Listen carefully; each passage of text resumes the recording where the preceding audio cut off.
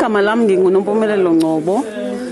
Njengoba sihlangene sonke la ekhaya eSoweto Book Cafe namhlanje ziyu-30 kaMarch.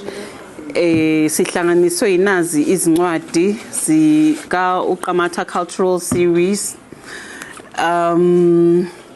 Ziwu-4 lezi incwadi lezi. Ziwu-4 lezi incwadi. Incwadi ezikhuluma ngesintu, ezikhuluma ngamasiko, ezikhuluma ngama-values abantu abamnyama. Zi-inspire undodakazi wami uQamatha ona-6. Ngizenze ngoba ngibona isidingo sokuthi babe nalo lolu lwazi njengoba bekhula. Ngizenze ngolimi lamageba, ngaphinde ngazitranslate to isiXhosa, isiSuthu nesiVenda.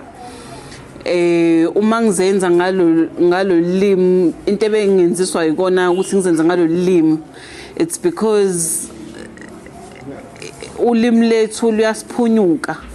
Ulimi lethu azisekho izingane azikho nkamkam, ngisho nabadala qobo abasekho nkamkam ngalo limi lolu.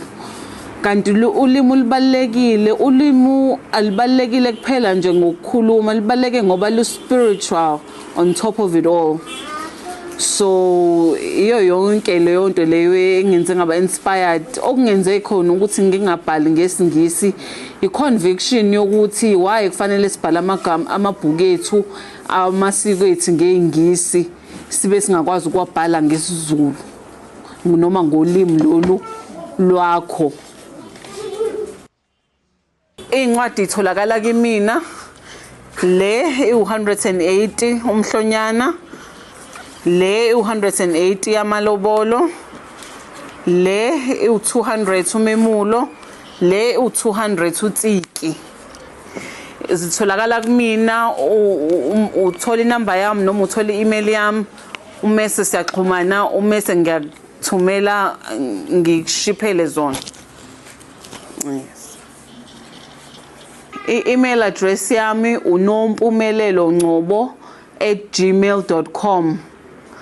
Umese phone number yami 078 421 4661. Ngiyabonga.